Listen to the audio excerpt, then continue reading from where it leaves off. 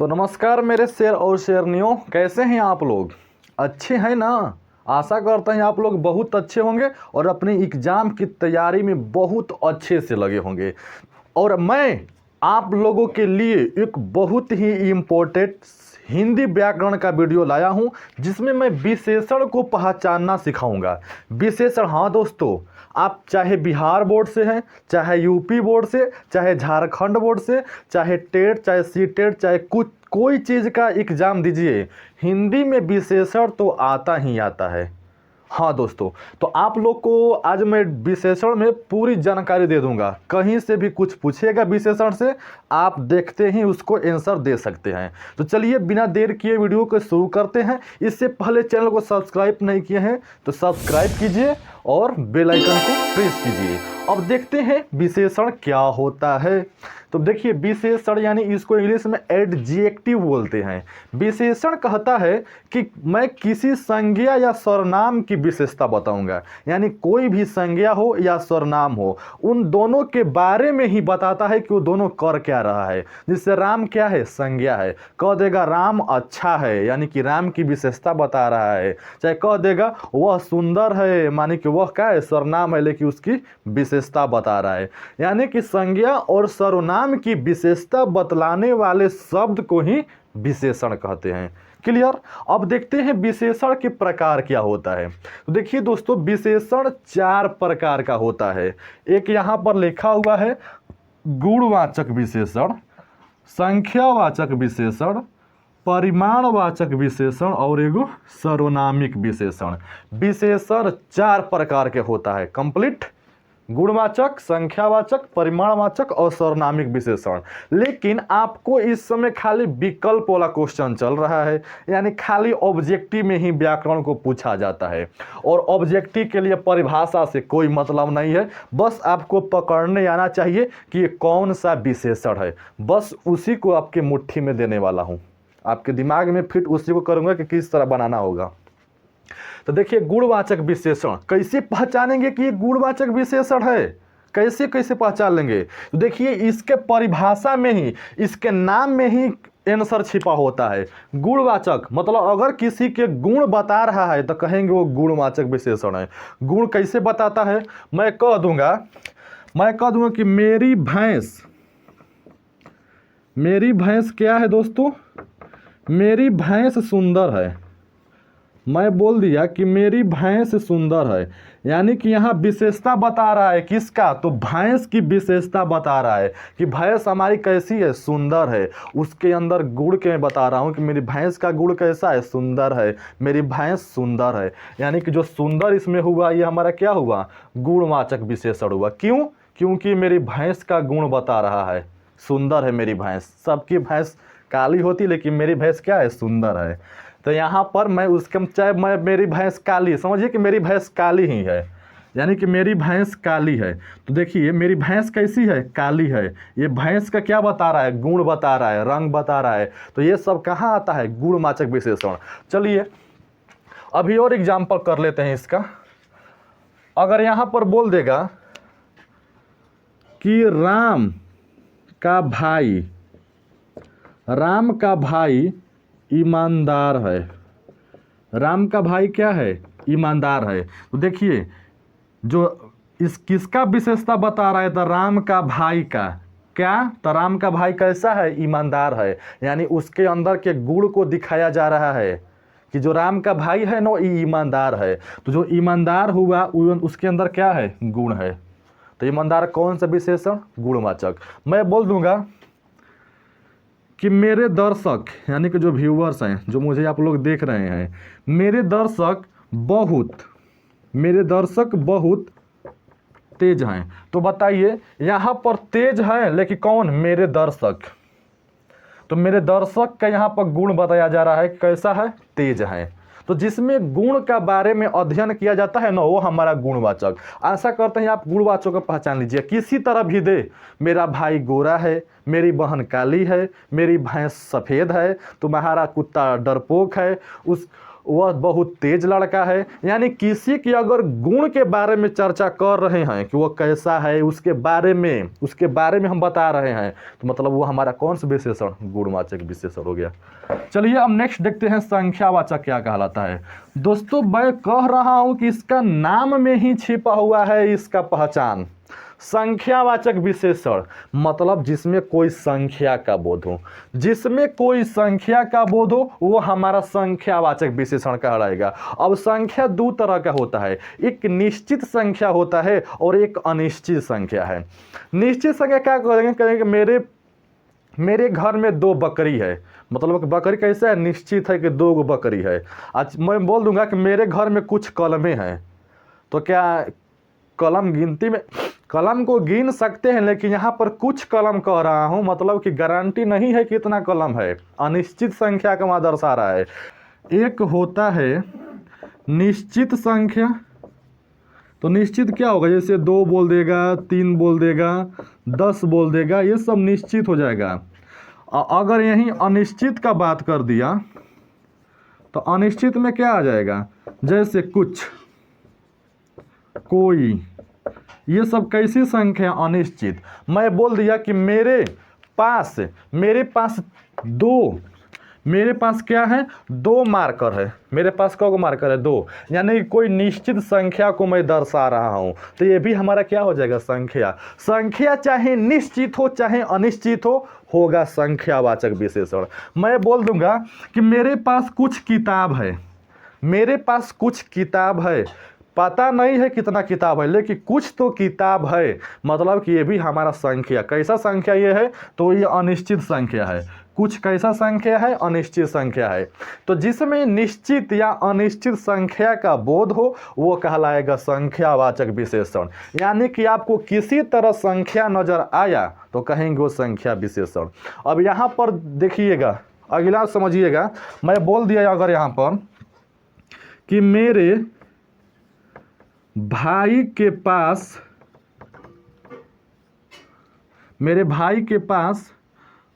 कुछ पैसे हैं, तो यानी कि यहाँ पर कुछ पैसे हैं, अब पता निश्चित नहीं पता है कि कितना रुपया है, कितना पैसा है, लेकिन कुछ तो पैसा है, यानी कि यहाँ अनिश्चित संख्या का बात कर रहा है। जब संख्या का कोई बात करने लगा मतलब वो कहाँ चला जाएगा, संख्यावाचक विशेषण। यहाँ तक क्लियर। अब अगला देखते हैं नेक्स्ट की क्या कह रहा है। अब हमारा अगला है परिमाणवाचक विशेषण। परिमाण क्या कहलाता है, जिस विशेषण से या जिसमें कोई माप तौल का बोध हो, जिस विशेषण से किसी का माप तौल का बोध हो वही कहलाता है परिमाणवाचक विशेषण। जैसे समझ लीजिए मैं कह दूंगा, अब यहाँ पर भी देखिए परिमाण में मापने तौलने में भी 2 रंग का होता है, एक निश्चित परिमाण होता है, एक अनिश्चित। जैसे निश्चित और अनिश्चित यहाँ पर भी समझ लीजिए।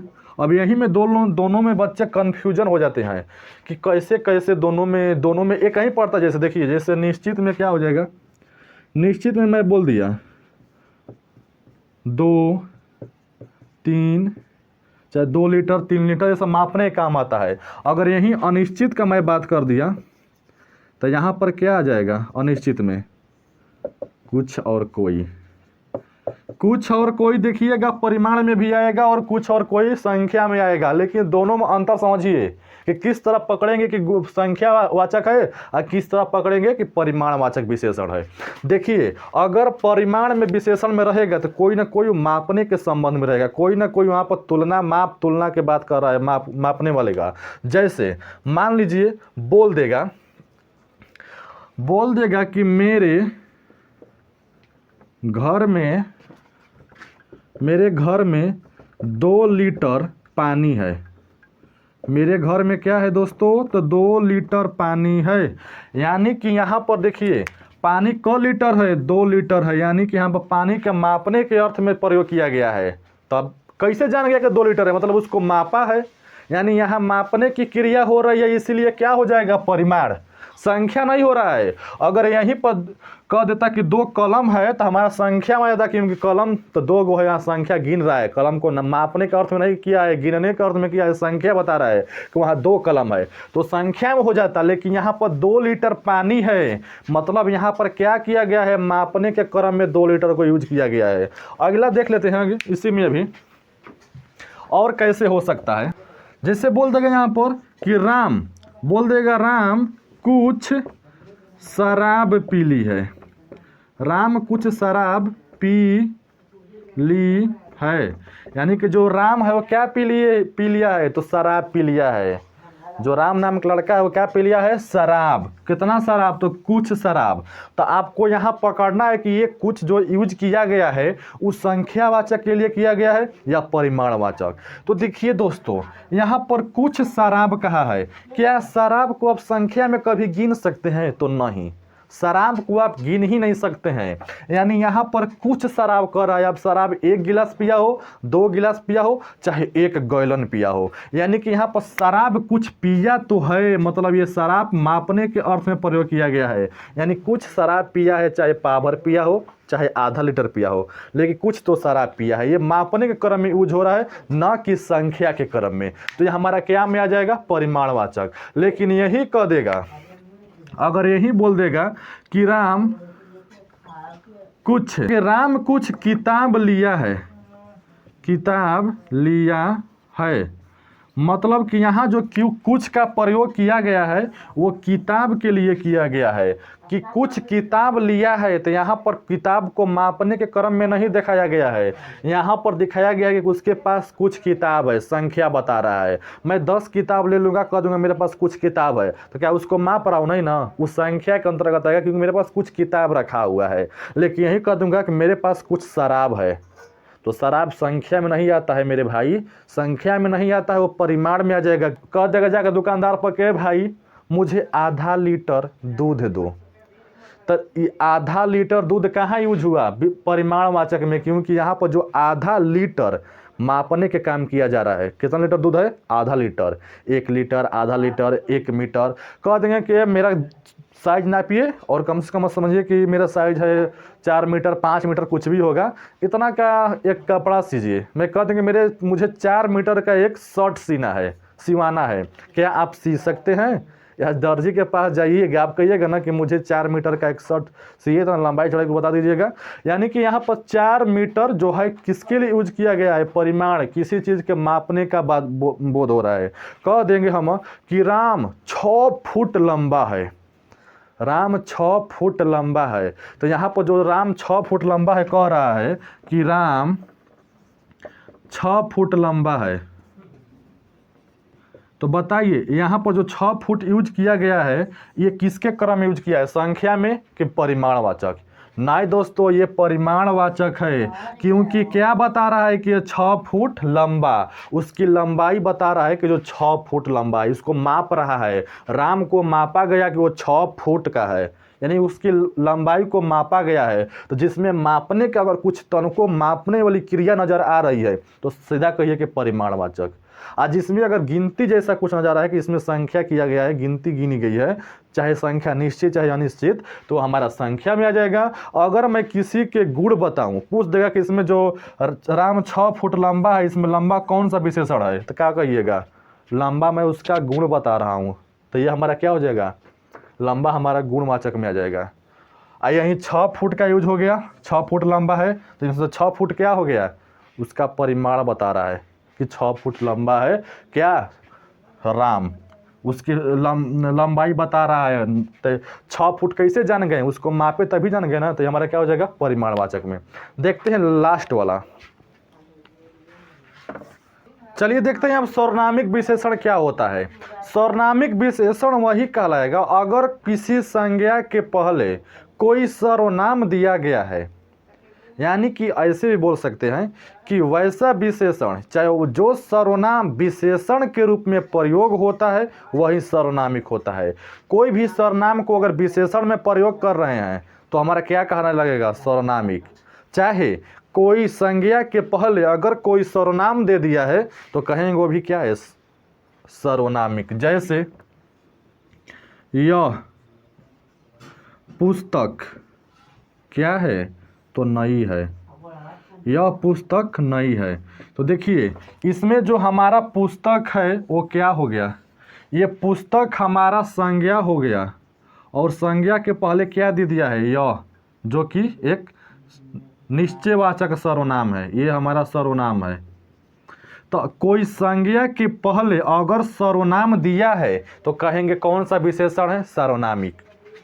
अगला बोल देंगे कि वह राम का भाई है, वह राम का भाई है।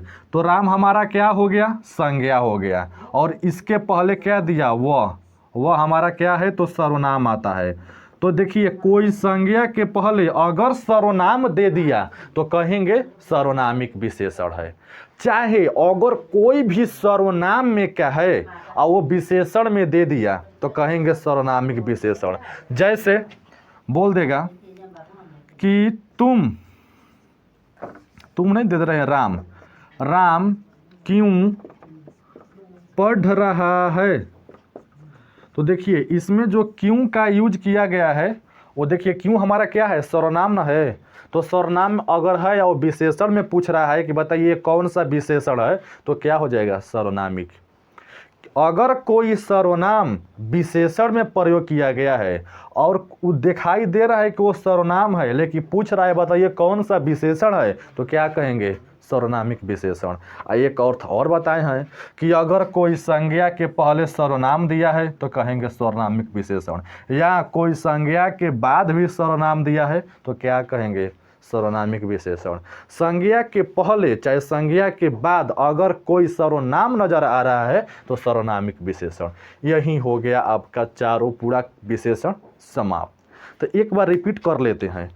गुणवाचक कब कहलाएगा, जब किसी के गुण दर्शाएंगे। मेरी भैंस सफ़ेद है, उसका गुण बता दिया कि भैंस कैसी है, तो सफ़ेद है। संख्या में कोई संख्या हो, निश्चित हो चाहे अनिश्चित। मेरे पास 10 घोड़े हैं, एक निश्चित संख्या बता दिया। मेरे पास कुछ किताब है, मेरे पास कुछ व्यक्ति हैं, मेरे पास कोई लड़के हैं, मेरे पास कुछ लड़के हैं, मेरे पास कोई घर है। यानी ये सब क्या हो गया, एक संख्या दर्शा रहा है। लेकिन यही कह देगा मेरे पास कुछ दूध है, मेरे पास कुछ चीनी है, मेरे पास कुछ मक्खन है, मेरे पास कुछ चावल है, यानी कि ऐसे मेरे पास 10 लीटर दूध है, अगर ऐसे कुछ दर्शा रहा है तो क्या कहलाएगा, परिमाणवाचक विशेषण है। और जब कोई सर्वनाम दर्शा रहा है कि यह पुस्तक मेरी है, वह किताब आपकी है, यह घर मेरा है, यह झोपड़ी आपकी है, यानी घर और झोपड़ी के पहले क्या आ रहा है, सर्वनाम आ रहा है, यह चाहे वह कोई भी सर्वनाम है अगर संज्ञा के पहले आ रहा है चाहे संज्ञा के बाद में कोई सर्वनाम नजर आ रहा है तो कहेंगे कौन सा विशेषण है, सर्वनामिक विशेषण। तो आशा करते हैं दोस्तों कि ये आप लोग को पूरा डाउट क्लियर हो गया होगा।